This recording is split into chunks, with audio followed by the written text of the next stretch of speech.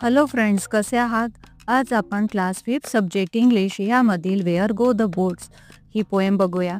Interesting poem आहे ही poem R.L. स्टीव्हन्सन यांनी लिहिलेली आहे. पोएम एक्सप्लेनेशनकडे जाण्याआधी आपण एकदा ती रीड करून घेऊया.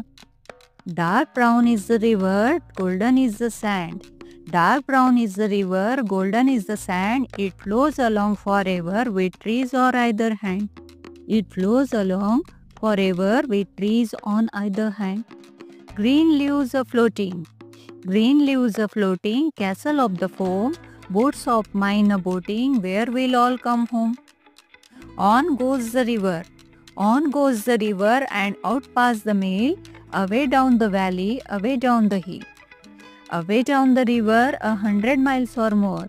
Other little children shall bring my boats ashore. Other little children shall bring my boats ashore. आता पोएमच्या एक्सप्लेनेशन स्टांजा वाईज बघूया. Dark brown is the river, golden is the sand. आता इथे ही पोएम रिव्हरवर लिहिलेली आहे आणि इथे एक तुम्हाला पिक्चरमध्ये सोबत एक मुलगा काय करतो आहे तर छोटे छोटे कागदाचे बोट्स बनवत आहे आणि तो नदीमध्ये झऱ्यामध्ये टाकतो आहे.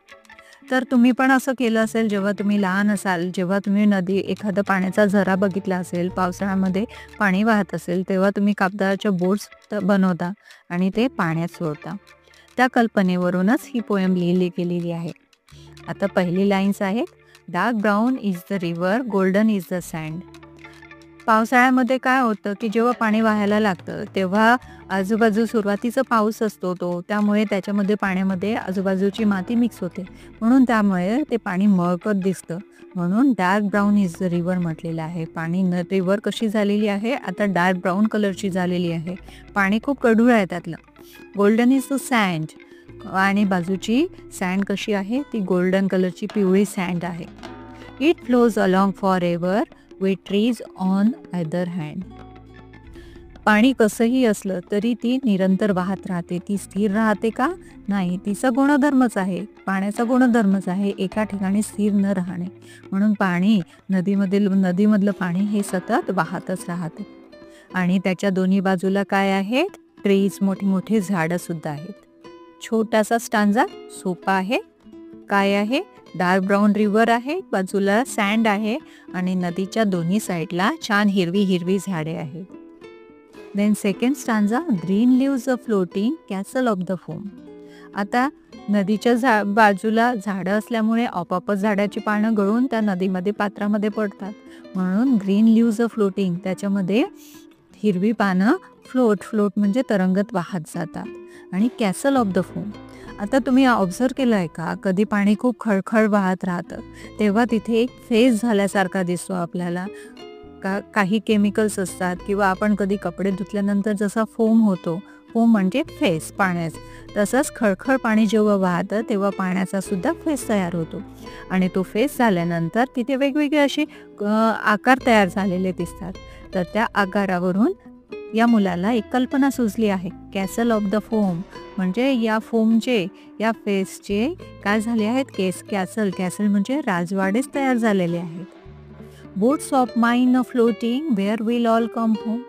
आता माझ्या बोट्स, मी तयार केलेल्या ज्या कागदाच्या बोट्स आहेत त्या सुद्धा फ्लोट्स होतात, त्या पण सुद्धा वाहतात.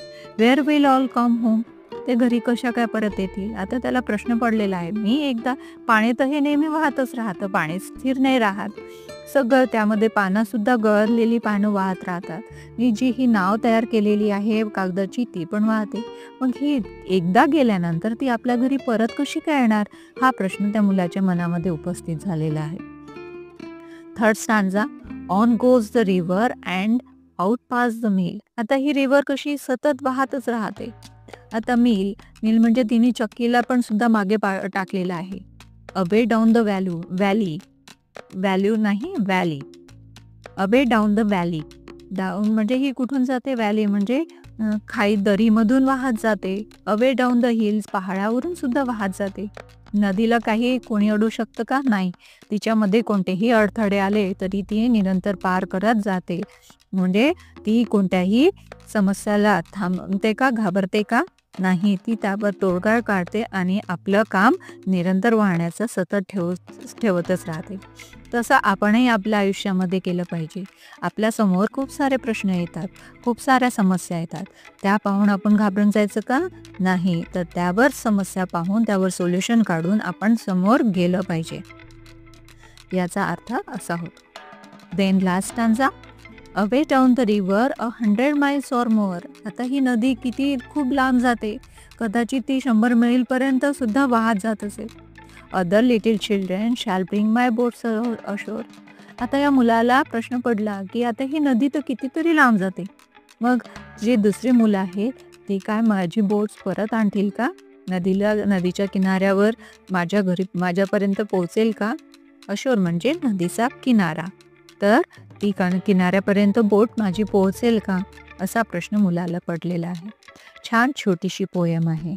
आता या पोयमच्या एक्सप्लेनेशन म्हणजे पॉइंटर्सकडे म्हणजे क्वेश्चन आन्सर्सकडे आपण वळूया.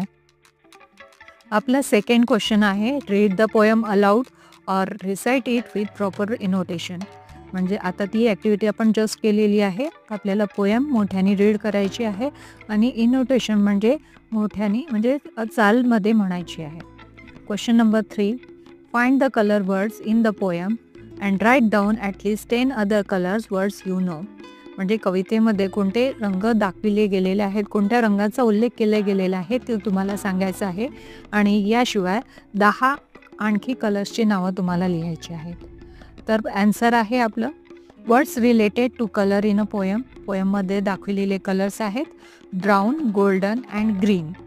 अँड अदर वर्ड्स आहेत white, black, blue, orange, yellow, pink. आणखीनही तुम्ही लिहू शकता. Then question number 4, the following picture shows how to make a very simple paper boat. आता खाली तुम्हाला काहीतरी पिक्चर्स दिसत आहेत, त्यावरून तुम्हाला पेपर बोट कशी तयार करायची ते शिकवलं गेलेलं आहे. Form pairs and learn to make it, trying out each step and discussing it in English. आता तुम्हाला ग्रुप करायचे आहेत आणि ती बोट कशी तयार करायची ते स्टेप बाय स्टेप तुम्हाला शिकायचं आहे आणि ते जेव्हा आपण ती बोट तयार करतो त्याचे सेंटेन्सेस आपल्याला इंग्लिशमध्ये बोलायचे आहेत. You may find the expression given below useful. आता खाली काही एक्सप्रेशन दिलेले आहेत, त्याचा सुद्धा तुम्ही इथे यूज करू शकता. इथे नंबरिंग दिलेलं आहे प्रत्येक पिक्चरला, तर त्याच्यासमोर कोणतं सुटेबल सेंटेन्स होईल ते डायरेक्ट आपण इथे लिहूया. फर्स्टमध्ये होईल take a square paper and fold as shown.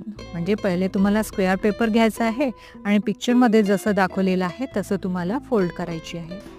Then second, then again fold in the direction of the arrow. आता पुन्हा त्याला फोल्ड करायचं आहे ज्या डायरेक्शनमध्ये तुम्हाला ॲरो दाखवलेला आहे त्या डायरेक्शननी. थर्ड पिक्चरमध्ये then make a crease on all sides. आता तुम्हाला त्याची क्रीज म्हणजे प्रेस करून घ्यायचं आहे पूर्ण साईडने व्यवस्थित. फोर्थ नंबरची डायग्राममध्ये open the folded paper as shown. आता तुम्हाला जसा फोल्ड केलेला होता आता ती क्रीज केल्यानंतर तुम्हाला ओपन करायचं आहे. फिफ्थ, देन फोल्ड लाईक दिस. आता तुम्हाला फोल्ड अशा प्रकारे करायचं आहे पिक्चरमध्ये दाखवल्याप्रमाणे. देन 6 नंबरची आहे then again fold like this direction of the arrow. आता तुम्हाला जसा ॲरो दाखवलेला आहे त्या डायरेक्शननी पुन्हा आपल्याला पेपरला फोल्ड करायचं आहे. 7 नंबर, then fold it in the opposite direction. आता तुम्हाला अपोजिट डायरेक्शननी फोल्ड करा. 8 मध्ये open all folds you will get this type of a creases. आता तुम्ही सगळ्या ज्या फोल्ड केलेल्या आहेत ते सगळं ओपन करा आणि तुम्हाला अशा प्रकारच्या क्रीजेस इथे दिसतील. 9 नंबरची आहे finally fold like this in the your paper boat is ready. आता पूर्ण सगळं झाल्यानंतर आता तुम्हाला दिसेल तुमची पेपर बोट तयार झालेली आहे. ठीक आहे. आणि लास्ट पिक्चरमध्ये put your boat in a small pond or a tub and enjoy floating paper boat. आता तुमची बोट तयार झाली, तिला कुठे टाकायचं, एक छोट्याशा तळ्यामध्ये टाका किंवा टबमध्ये ठेवा आणि तुमची फ्लोटिंग बोट तयार झालेली आहे. Then next question. अशा प्रकारे इथे आपली ॲक्टिव्हिटी इथे कंप्लीट झालेली आहे. हा लेसन ही पोयम तुम्हाला